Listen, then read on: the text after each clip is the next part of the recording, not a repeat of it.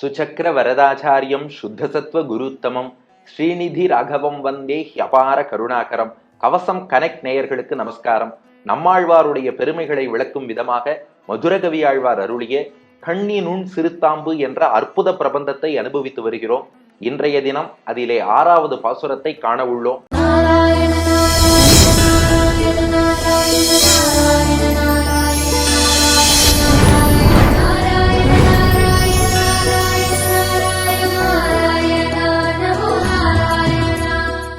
மனத்திரையில் காட்சி திருநெல்வேலி கருகே ஆழ்வார் திருநகரி, தாமிரபரணி நதிக்கரை, திருப்புலி ஆழ்வார் என்னும் புளியமரம். புளியமரத்தடியில் யோகத்திலே பகவானை தியானித்தபடி நம்மாழ்வார் அவரை நோக்கி கைகூப்பியபடி மதுரகவிகள் எழுந்தருளி இருக்கிறார். நாமெல்லாம் மதுரகவி ஆழ்வாருக்கு அடியார்களாக அவரை நோக்கி கைகூப்பி அவர் மூலம் நம்மாழ்வாரையும் வணங்கிக் கொண்டு காத்திருக்கிறோம். இப்போ நாமெல்லாம் மதுரகவி ஆழ்வார்கிட்ட ஒரு கேள்வி கேட்டோம். போன பாட்டுல சொன்னீங்க, நம்மாழ்வார் அந்த ஆச்சாரியனுடைய அனுகிரகம் கிடைத்தால்தான் உங்களுக்கு அந்த நற்பண்புகள்லாம் ஏற்படும், அடியவன்கிற எண்ணம் வரும், பக்தி வரும் எல்லாம் சொன்னீங்க. ஏன் இதை பெருமாளே அனுகிரகம் பண்ண மாட்டாரா? நம்ம நேயர்கள் பல பேருக்கு கூட அந்த கேள்வி வந்திருக்கும். அப்படியே அன்பன், அடியேன், சதித்தேன் இதெல்லாம் ஆச்சுன்னா ஏன் பெருமாளும் எத்தனையோ பேருக்கு கொடுத்துருக்காரே, இதுல நம்மாழ்வார் செய்யும் அனுகிரகத்துக்குன்னு ஏதாவது விசேஷம் உண்டா அப்படின்னு கேட்டோம். மதுரகவிகள் சொன்னாராம், நம்மாழ்வாரோட அனுகிரகத்துக்கும் பெருமாளுடைய அனுகிரகத்துக்கும் 6 வித்தியாசம் இருக்குன்னார். அது என்ன 6 வித்தியாசம்னு கேட்டோம். நம்ம ஏதோ இந்த நாளிதழ்ல எல்லாம் 6 வித்தியாசம் போட்டி நடத்துறாங்க, நீங்களும் 6 வித்தியாசம்னு சொல்றீங்களேன்னு கேட்டோம். அதுக்கு தான் 6ஆம் பாட்டுல அந்த 6 வித்தியாசம் என்னங்கிறத சொல்கிறேன்கிறார் மதுரகவிகள். அதுதான் 6வது பாசுரம். கேட்டுப்போமா? பெருமாள் அருளுக்கும் நம்மாழ்வார் அருளுக்கும், இங்க நம்மாழ்வார்ங்கிறவர் ஆச்சாரியனுக்கு ரெப்ரசன்டேட்டிவ், அதனால பெருமாள் அனுகிரகத்துக்கும் ஆச்சாரியன் அனுகிரகத்துக்கும் குருவருளுக்கும் திருவருளுக்கும் 6 வித்தியாசங்கள் இருக்கின்றனன்னு 6ஆம் பாட்டிலேயே சிக்ஸர் அடிச்ச மாதிரி சொல்றார் மதுரகவிகள்.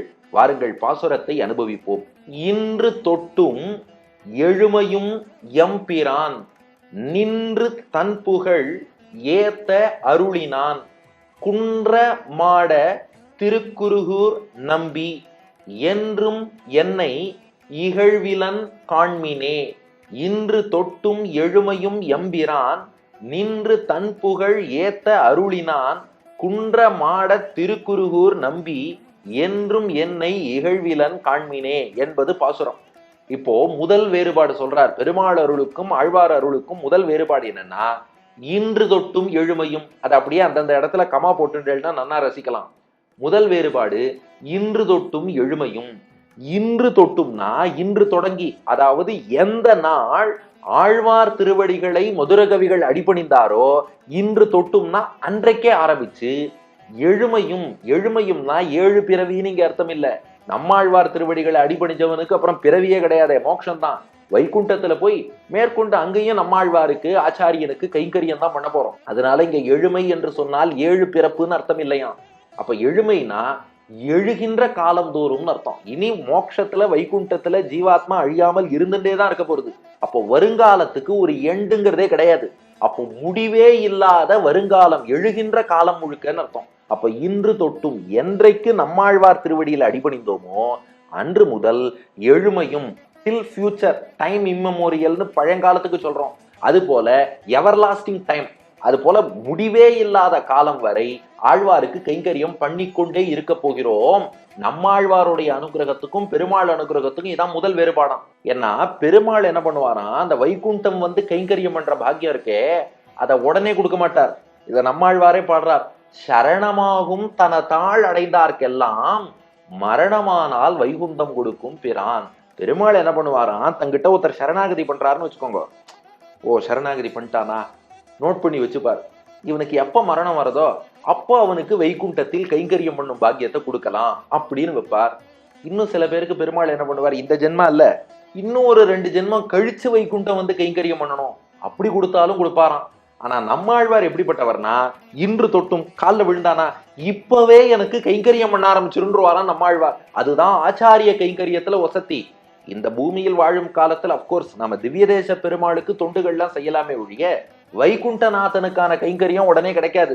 ஆனா ஆச்சாரியன் இப்படின்னா கண்கண்ட தெய்வமா இங்கேயே எழுந்தருளி இருக்காரா, நேரா அவர் திருவடிகள்ல அடிபணிகிறோம், அவரிடம் பஞ்சசம்ஸ்காரம் பெறுகிறோம், உடனேயே அந்த ஆச்சாரியனுக்கு கைங்கரியம் ஆரம்பிச்சிடறோம். அதுதான் இன்று தொட்டும். அப்போ என்றைக்கு அவரை அடிபணிந்தோமோ இன்று தொட்டும்னா அந்த நாள், அந்த நிமிடம், அந்த நொடி தொடங்கி எழுமையும் இனி இந்த ஜீவாத்மா இருக்கும் காலம் முழுக்க, அது இந்த உலகத்தில் வாழும் காலம் வரை இங்க ஆச்சாரியனுக்கு கைங்கரியம், வைகுண்டம் போன அப்புறம் அங்க ஆச்சாரியனுக்கு கைங்கரியம். அப்ப ஆச்சாரிய கைங்கரியம்ங்கிறது இன்ஸ்டன்டா கிடைச்சுடுறது, உடனே கிடைச்சுடுறது. பெருமாள் கைங்கரியம் என்பது கொஞ்சம் தாமதமா தான். ஏன்னா சில வழிபாடுகளே பெருமாளை குறித்து பண்ணா சிலதுக்கு 6 மாசம் கழிச்சு அவர் பலன் தரார், சிலதுக்கு 1 வருஷம் கழிச்சு பலன் தரார், சிலதுக்கு அடுத்த ஜென்மாலங்கிறார். ஆனா ஆச்சாரியன் அப்படி இல்லை, உடனே கொடுத்துருவார். அதான் இன்று தொட்டும் எழுமையும், இன்னைக்கே ஆரம்பிச்சு இனி எழுகின்ற காலம் முழுக்க தொண்டு செய்ய முடிகிறது. இது முதல் வித்தியாசம். ரெண்டாவது வித்தியாசம், எம் பிரான்னு சொன்னார். பிரான் என்றால் பேருதவி புரிபவர்னு அர்த்தம். எம் பிரான்னா எங்களுக்கு பேருதவி புரியக்கூடிய எம்பிரான் நம்மாழ்வார்னு குறிப்பிடுகிறார். ஏன்னா பெருமாளும் உதவி செய்வார். யாருக்கு? நம்மாழ்வார் பாடுறார், பிரான் பெருநிலம் கீண்டவன், பின்னும் விராய் மலர் துழாய் வேய்ந்த முடியன், மராமரம் எய்த மாயவன், என்னுள் இரானெனில் பின்னை யான் ஒட்டுவேனோ என்று திருவாய்மொழியில நம்மாழ்வார் பாசுறோம். பெருமாள் அனுகிரகம் பண்ணுவார்ப்பா. பிரளய காலத்திலே பிரளய கடலிலே சிக்கி கொண்டிருந்த பூமி தேவியை ரட்சித்து அனுகிரகம் பண்ணவர், பிரகலாதனுக்கு அனுகிரகம் பண்ணவர், ஹனுமானுக்கு அனுகிரகம் பண்ணவர், ஏன் நம்மாழ்வாருக்கு அனுகிரகம் பண்ணவர். இப்படி செலக்டிவான பீப்புளுக்கெல்லாம் பிரான் நல்ல உதவி எல்லாம் பெருமாள் பண்றார். நம்மாழ்வார் யாருன்னா எம் பிரான். பெருமாள் வெறும் பிரானா, நம்மாழ்வார் யாருன்னா எம் பிரான் என எங்களுக்கே உதவி செய்பவர் நம்மாழ்வார். ஏன்னா நம்மளெல்லாம் பெருமாள் பார்த்தா இதெல்லாம் ரொம்ப தேராத கேஸா இருக்கு, இதெல்லாம் ஏத்துண்டா ரொம்ப கஷ்டம்னு பெருமாளே யோசிப்பாராம். ஆனா நம்மாழ்வார் தான் இவர்களை ரட்சித்தால் தான் ஏற்றம், இவர்களையும் காப்பாத்தி பெருமாள் திருவடியில சேர்க்கணும்னு உழைக்கிறவர் யாருன்னா நம்மாழ்வார். அப்போ பிரான்னா உதவி செய்தவர். பெருமாள் வெறும் பிரான், ஒரு சிலருக்கு உதவுவார். நம்மாழ்வார் தான் எம் பிரான், எங்களையும் காத்து கருணையோடு வைகுண்டத்தில் கொண்டு போய் சேர்ப்பவர்.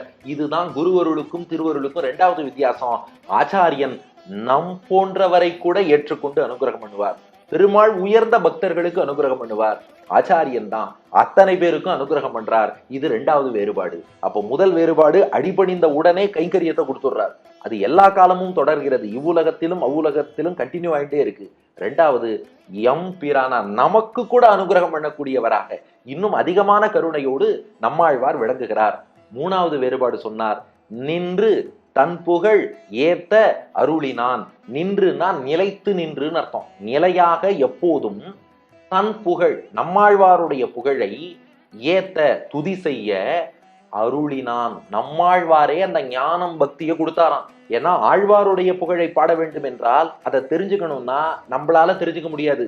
எப்படி பெருமாள் நம்மாழ்வாருக்கு மயர்வர மதிநலம் அருளினன் என்று பெருமாள் தன்னை குறித்த ஞானம் பக்தியை கொடுத்து நம்மாழ்வாரை பாட வச்சாரோ, அது போல நம்மாழ்வாரே தன்னை குறித்த ஞானம் பக்தியை மதுரகவிகளுக்கு கொடுத்து அவர் தன்னை பாடும்படி செய்தாராம். அப்ப நின்று நிலைத்து நின்று தன் புகழ், நம்மாழ்வாருடைய புகழை ஏத்த துதி செய்யும்படி அருளினான். அவர் கருணையால செய்த அனுகிரகம் அது.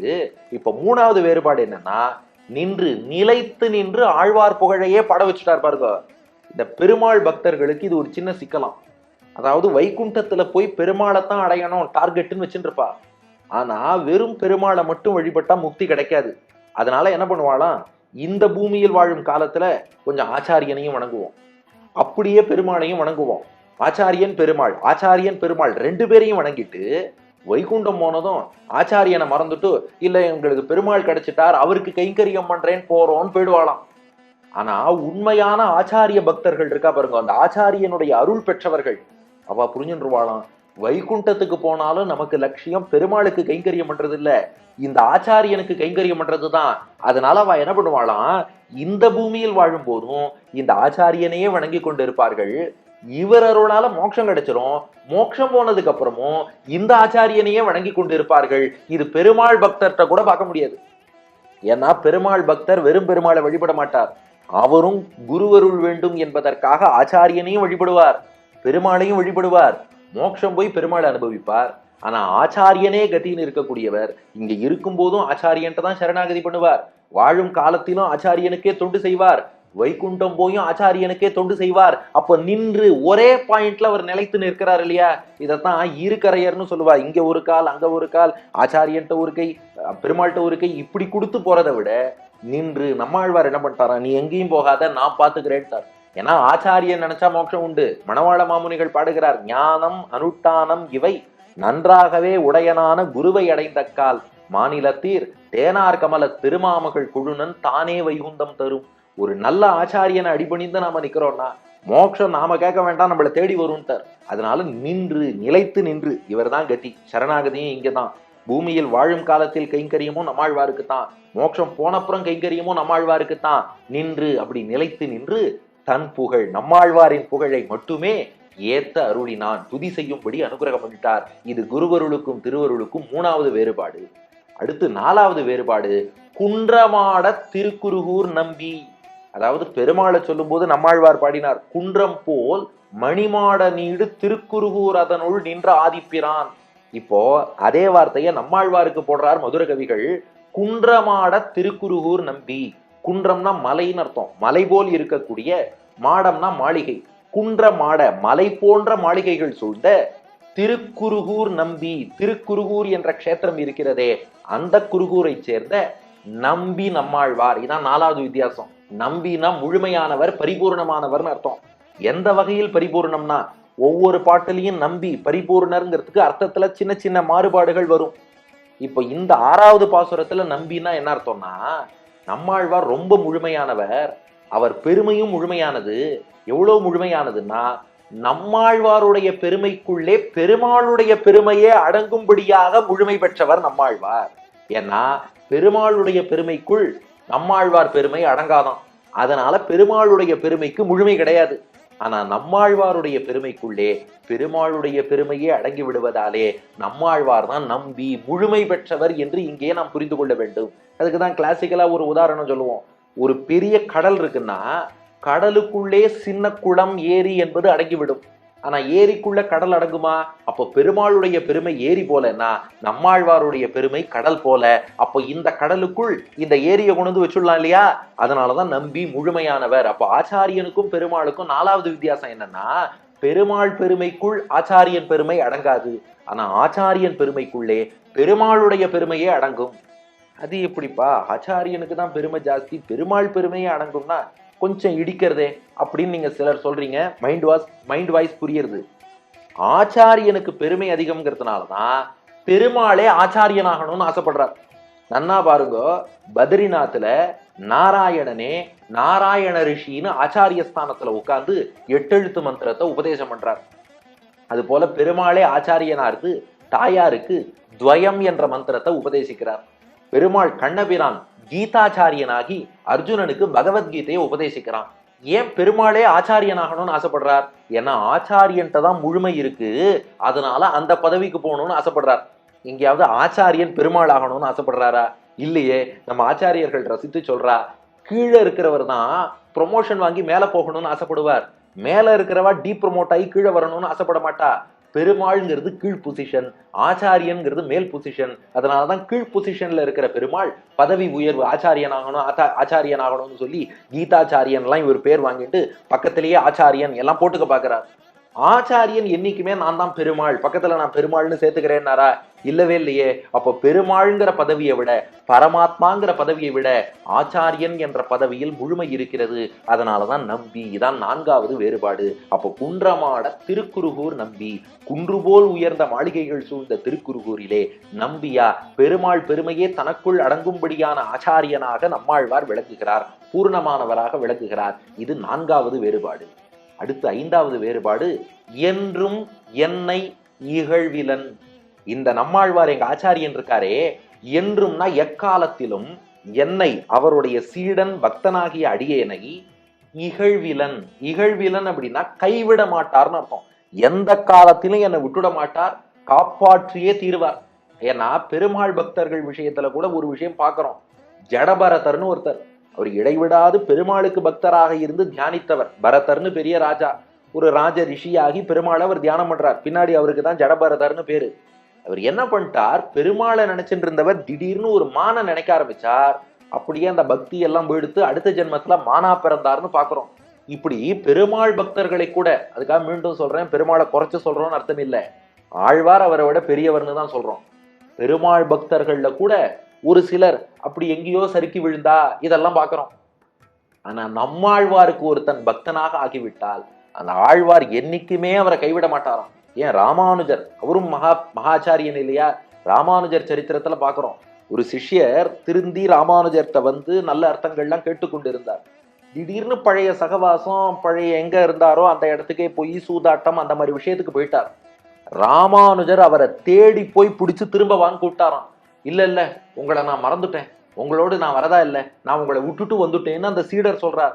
ராமானுஜர் சொன்னாராம், நீ என்னை மறந்தாலும் நான் உன்னை மறக்க மாட்டேன், நீ என்னை விட்டாலும் நான் உன்னை கைவிட மாட்டேன், உன்னை திருத்தி பெருமாள் திருவடியில சேர்க்கறது எம்பொறுப்புன்னு ராமானுஜர். அதுபோல நம்மாழ்வாரும் என்றும் என்னை இகழ்விலன். பெருமாள் கூட இழுத்து பிடிச்சு பார்ப்பார். எதுக்குமே நாம வழிக்கு வரலன்னா சரி போ அடுத்த பக்தனை தேடுவோன்னு போயிடுவார். ஆனா ஆச்சாரியன் தன் சிஷ்யன் என்னைக்குமே கெட்டு போக விட மாட்டார். என்றும் என்னை இகழ்விலன், இன்னைக்கு ஒண்ணு பிடிச்சிட்டார்னா என்றுமே இனி எங்க ஆச்சாரியன் என்னை கைவிட மாட்டார். இது 5வது வேறுபாடு. அடுத்து கடைசியா 6வது வித்தியாசம் என்னன்னா, காண்மினே. இதை நீங்க கண் கொண்டு பார்க்கலாம். ஏன்னா இப்ப பெருமாள் நமக்கு அனுகிரகம் பண்றத ஒரு பக்தன் அவன் அளவுல பர்சனலா அவன் மனசுல உணர்வான். இது பெருமாளுடைய அனுகிரகம்ங்கிறது நமக்கு புரியறபடிதான் பெருமாளும் பண்ணுவார், மனசுல நல்லா தெச்சிடும். ஆனா பெருமாள் நமக்கு பண்ண அனுகிரகம்ங்கிறத வெளியில இருக்கிறவாளால பார்க்க முடியாது. அவ என்ன நினைப்பா, அது தற்செயலா கூட நடந்திருக்கலாமே, இது குருவி உட்கார்ந்து பனங்கா விழுந்த மாதிரி கூட நடந்திருக்கலாமே, இது பெருமாள் அருளா இல்லையா, நம்பிக்கை இல்லாதவர்களுக்கு கேள்விதான் வரும். ஆனா ஆச்சாரியன் அனுகிரகம் எப்படின்னா, காண்மினே, கண்ணால பிரத்யட்சமா பாருங்க. ஏன்னா நேத்து வரை எப்படி இருந்தான், இன்னைக்கு இப்படி திருந்தி இருக்கான். ஆச்சாரியனுடைய அனுகிரகம் இல்லாமல் இது சாத்தியம் இல்லையே. அப்போ ஒரு ஆச்சாரியன் சீடனுக்கு பண்ணக்கூடிய அனுகிரகத்தை காண்மினே, நீங்கள் கண்ணால் பார்த்து கொள்ளலாம். ஆனா பகவான் பண்ற அனுகிரகம்ங்கிறது கண்ணுக்கு தெரியாது. கண்ணுக்கு தெரியாமல் மனதுக்கு மட்டும், அதுவும் யார் மனசு, பக்தன் மனதுக்கு மட்டும் தெரியும்படி அவர் பண்ணுவார். ஆச்சாரியன் ஊர்ல உள்ள அத்தனை பேர் கண்ணுக்கும் தெரியும்படியாக அவருடைய அனுகிரகம் என்பது நன்றாக பதிந்து விடுகிறது. இதுதான் குருவருளுக்கு 6வது சிறப்பு. அப்ப 6 விஷயம் ஆச்சா. இன்று தொட்டும் எழுமையும், என்னைக்கு ஆழ்வார் திருவடிகளை அடிபணிந்தோமோ அன்னைக்கே அவர் கைங்கரியம் பண்ற பாக்கியத்தை கொடுத்துடுறார். அதனால இன்னைக்கு பண்ணு, 10 வருஷம் கழிச்சு 15 வருஷம் கழிச்சுன்னு இல்ல, எப்ப இன்வெஸ்ட் பண்றியோ உடனே முதல் போட்டதும் உடனே உனக்கு ரிட்டர்ன் கிடைக்கிறதுனா அது எவ்வளவு பெரிய பாக்கியம். அது நம்மாழ்வார் ஆச்சாரியன்ட்ட தான் பாக்குறோம். 2, எம் பிரான், எங்களுக்கு கூட பிரானாக இருந்து பெரிய உதவி பெரிய அனுகிரகம் பண்ணுபவர்னா அது நம்மாழ்வார் தான். பெருமாள் ஒரு சிலருக்குத்தான் பிரான். 3வது, நின்று தன் புகழ் ஏத்த அருளினான். இந்த ஆச்சாரியனுக்கே அடியவர்னு இருப்பவருக்கு ப்ராப்ளமே இல்லை, நிலைத்து நின்று இங்கேயும் ஆச்சாரியனையே அடிபணிவார், இங்கேயும் அவர் புகழையே பாடுவார், இங்கேயும் அவருக்கே கைங்கரியம் பண்ணுவார். வைகுண்டம் போனாலும் இதே ஆச்சாரியனுக்கு எல்லாம் பண்ண போறார். இது ஒரு சிலர் இங்க ஆச்சாரியனுக்கு பண்றது, அப்புறம் கொஞ்சம் பெருமாளுக்கு பண்றது, அங்க போய் ஆச்சாரியனை மறந்து பெருமாள்கிட்ட போறது, அதுதான் தப்பு. ஆச்சாரியனே எல்லாம்னு இருக்கிறது ஒசத்தி. 4வது, குன்றமாட திருக்குருகூர் நம்பி, இவர் பூர்ணமானவர், இவர் பெருமைக்குள் பெருமாளுடைய பெருமையே அடக்கம், அதனாலதான் பெருமாளே ஆச்சாரியனாகணும்னு ஆசைப்படுறார். 5, என்றும் என்னை இகழ்விலன், பெருமாள் கூட கைவிட்டாலும் விடலாம், விடமாட்டார், ஒருவேளை விட்டாலும் ஆச்சாரியன் என்றுமே கைவிடுவதில்லை. 6, காண்மினே, இதை நீங்கள் கண்ணாலே பார்த்து கொள்ளலாம் என்று 6 வித்தியாசம் சொல்வது 6வது பாசுரம். இன்று தொட்டும் எழுமையும் எம்பிரான், நின்று தன் புகழ் ஏத்த அருளினான், குன்றமாட திருக்குருகூர் நம்பி, என்றும் என்னை இகழ்விலன் காண்மினே. இதுக்கு அப்படியே ஆங்கில வடிவம் அடியேன் வழங்குவது, right from today and for all times ahead, Kurugur நம்பி who is the great helper for us made me sing his glories forever. Nambi of Kurugur with red golden bungalows will never forsake me, you can see என்பது ஆங்கில வடிவம். இந்த பாசுரம் உணர்த்தக்கூடிய தத்துவம் என்னன்னா, அதிகார சங்கிரகத்தில் சுவாமி தேசிகன் காட்டுகிறார், தன் பற்றில், அதாவது ஆழ்வார் நம்மை பற்றி கொண்டு காக்கிறாரே அது சிறப்பானது. நாராயணன் நம்மை நம்மவன் என்று அபிமானித்து காப்பதை விட நம்மாழ்வார் நம்மை பார்த்து ஆகா இவன் நம்ம பையன்னு ஏற்று அனுகிரகம் பண்ணிட்டார்னா அந்த ஆச்சாரியனுடைய அபிமானம் என்பதுதான் நம்மை காக்கக்கூடியது. அப்ப தன் பற்றில் ஆச்சாரியன் நம்மாழ்வாரை போல நம்ம ஒத்தொத்தர் ஆச்சாரியனையும் நினைச்சுக்கோங்க, நம்ம ஆச்சாரியன் இவன் நம்ம பையன் அப்படின்னு நம்மை அங்கீகரித்து விட்டால் அந்த அருள்ங்கிறது எவ்வளவு சிறப்பா இருக்கு. உடனேயே ஆச்சாரிய கைங்கரியமும் கிடைக்கிறது, நம்மை கூட கருணை காட்டி ஆச்சாரியன் ஏத்துன்றார். இடைவிடாது இனி ஆச்சாரியன் புகழையே நாம பாட போறோம். இந்த ஆச்சாரிய அனுபவத்துக்குள்ளேயே பகவத் அனுபவமும் அடங்கிடுறது. அவர் என்னைக்கும் கைவிடவும் மாட்டார், பிரத்யக்ஷ தெய்வமா கண்கண்ட தெய்வமாவும் இருக்கார். அப்போ ஒரு ஆச்சாரியன் வாழ்வில் நம்ம ஏற்று அங்கீகாரம் பண்ணிட்டார்னா அதை விட சிறந்த பாக்கியமே கிடையாது என்பதைத்தான் இந்த பாசுரம் காட்டுகிறது. தன் பற்றில் ஆச்சாரியன் நம் மீது அப்படி பற்று வைத்து நம்ம பிடிச்சுக்கணும், நாமும் அவர் மீது வைக்கணும், அது வேற விஷயம். ஆனா அந்த ஆச்சாரியன் நம்மளை பிடிச்சுட்டார்னா அதுக்கப்புறம் நமக்கு கவலையே வேண்டாம் என்பது பாசுரத்தின் கருத்து. இனி 7வது பாசுரத்தின் கருத்தை அடுத்த பகுதியில் காண்போம். மதுரகவி ஆழ்வார் திருவடிகளே சரணம். இன்று தொட்டும் எழுமையும் எம்பிரான் நின்று தன் புகழ் ஏத்தகருளினான். இன்று தொட்டும்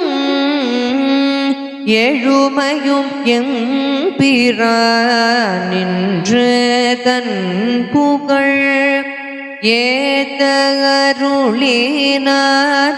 குன்றம் மாட திருக்குருகூர் நம்பி என்றுமெல்லை இகழ்விலன் காமினே. குன்றம் மாட திருக்குருகூர் நம்பி என்றுமென்னை இகழ்விலன் காமினே. ஏ